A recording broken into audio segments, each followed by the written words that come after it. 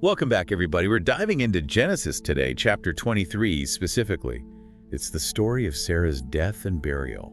Yeah, and it's actually more fascinating than it might seem at first glance. Right. On the surface, it seems like a pretty straightforward event. Someone passes away, and they need to be buried. But when you start peeling back the layers, so to speak, you realize that it's so much more than just a somber occasion. It's a window into the culture, the economy, even the legal practices of ancient Canaan. Exactly. It shows us just how deeply intertwined life and death were with land ownership and legacy back then. Okay, so let's set the stage here. Abraham and Sarah are living in Canaan, and Sarah passes away at the age of 127. And now Abraham has this really important task ahead of him. He has to find a burial place for her. But it's not like just going to a funeral home and picking out a plot, right? No, not at all. You have to remember, in this ancient context, owning land wasn't simply about having a place to live. It went much deeper than that. Absolutely. It held deep social, economic, and even spiritual significance, especially when it came to burial plots. So it's more than just a piece of property. Oh, yeah. It was about establishing your family's presence, their legacy in the land for generations to come. Ah, so owning a burial plot was almost like securing a permanent place in the community, even after death. Exactly. It's about roots. It's about belonging. And it gets even more interesting when you consider that Abraham is, well, he's described as a foreigner and a visitor. Right. When he approaches the Hittites, the people who live in the land, to ask for a burial place for Sarah. That's explicitly stated in the text. It is, and that makes his request even more delicate, wouldn't you say? I mean, it makes you wonder why the Hittites would be so willing to grant him this request. Wouldn't they prioritize their own people? You'd think so, right? But we know from historical records that the Hittites weren't always hostile to foreigners. Oh, really? Yeah. Sometimes they actually saw strategic advantages in allowing outsiders to settle within their territory. So there could be more to their generosity than we initially think. Possibly. It speaks to the complexity of their social dynamics, you know?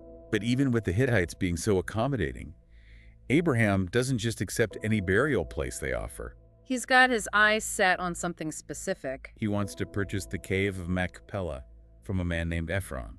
He's very insistent on this particular location. So why this cave? What do you think? Well, there are a few possibilities. Some scholars believe that caves held a certain spiritual significance. Really? Yeah. They were seen as gateways to the underworld, maybe, or places where the deceased could be closer to their ancestors. That makes sense, given the importance of ancestors in so many ancient cultures. Right. Or it could be that Abraham saw a strategic advantage in owning this particular cave. Like what? Well, maybe its location held some kind of significance. Or maybe, and this is a big one, he wanted to establish a clear legal claim to the land. For his descendants. Exactly. Independent of any favors from the Hittites. He was thinking long-term. It's about the legacy. Exactly. And it's worth noting that this transaction wasn't exactly straightforward. Right. There was all this back and forth. Ephron initially offers the cave as a gift, and Abraham insists on paying.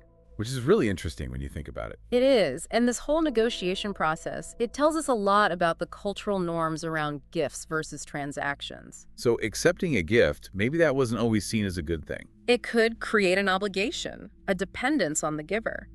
By insisting on paying, Abraham was asserting his independence, establishing clear ownership, which was crucial for someone considered a foreigner. It was about more than just money. It was about his standing, his autonomy. It was. And then there's the actual price he pays, right? 400 shekels of silver for the cave and the field surrounding it. Yeah, the text mentions that. Yeah. I have to admit, that detail always confused me a little. It's understandable. Shekels, they were units of weight used as currency in ancient Mesopotamia and Canaan. So like silver coins. Not exactly coins, but silver was the main material, a valuable commodity back then. Now, figuring out what 400 shekels would actually buy back then is, well, it's tricky.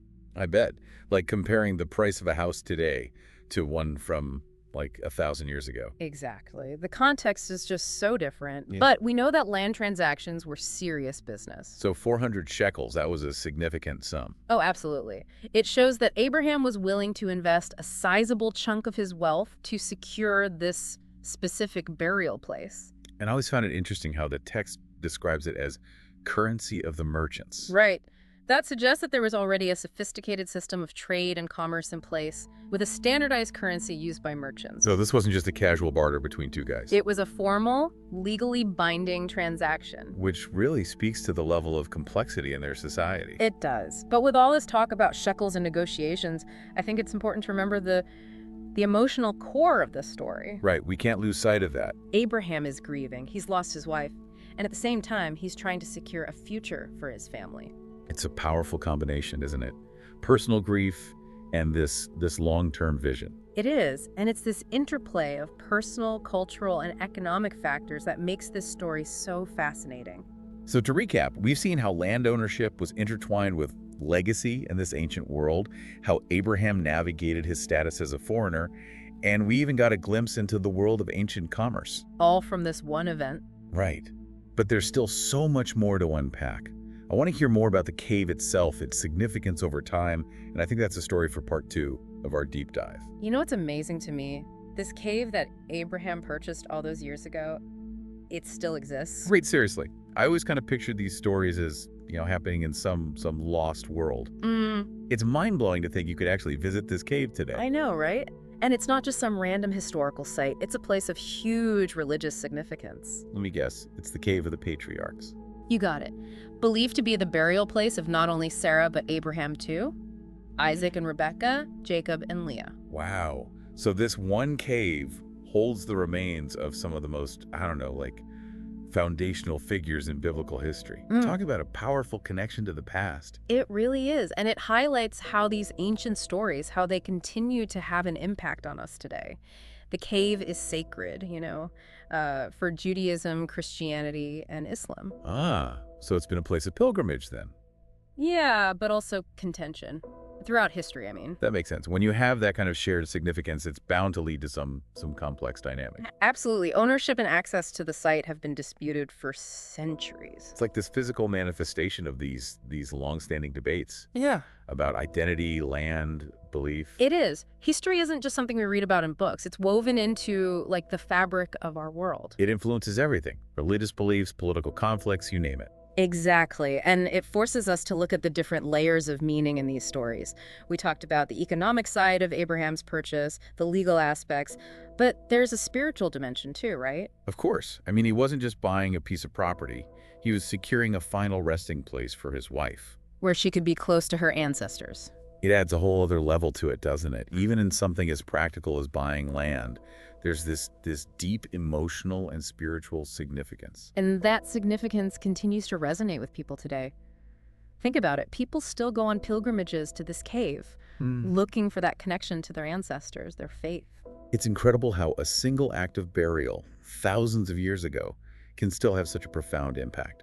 It makes you wonder what echoes of our own actions will be felt generations from now. It's a great question. It reminds us that we're all part of this ongoing human story. And our choices, they contribute to it, whether we realize it or not. Exactly. We started with this personal tragedy, this moment of grief. Then we looked at the cultural practices, the economy of ancient Canaan, and now we're exploring the lasting legacy of this one burial site. It really highlights how interconnected history is. It does. And how important it is to explore those connections. If we just stay on the surface, we miss the real depth of the past.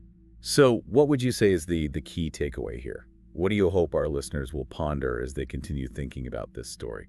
I'd say it's this. History is alive. It's constantly evolving. This cave, it's not just a relic. It's a living testament to the power of belief, the complexities of heritage, the dialogue between past and present. That's a beautiful way to put it. It encourages us to think of history not as a bunch of facts set in stone, but as an ongoing conversation. A conversation that's full of nuance, open to interpretation, and it invites us to consider our own role in that conversation. Yeah. How do the stories we inherit shape how we see the world? What legacies are we creating, even unintentionally? Those are big questions, and I think they lead perfectly into our final thoughts for this deep dive. This cave is such a tangible link to this ancient story. It really is. It makes you think, what if we could stand at the entrance of that cave today?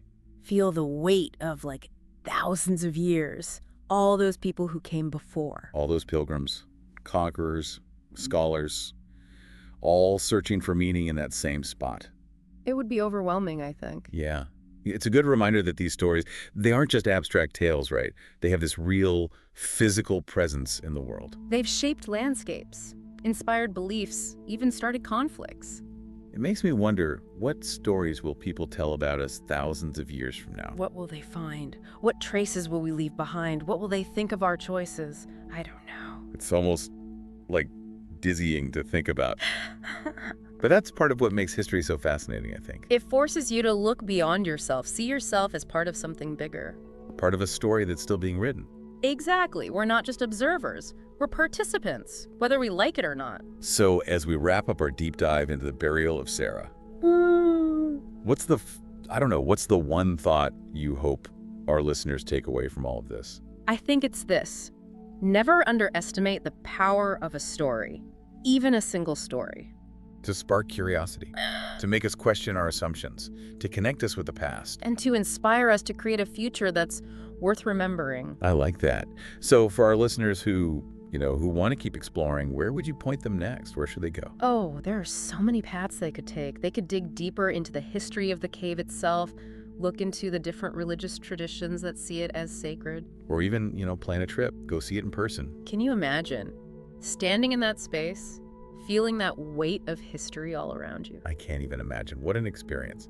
Well, thank you for guiding us through this deep dive. It's been fascinating. My pleasure. And to all our listeners out there, keep exploring, keep questioning, keep making those connections between the past and the present.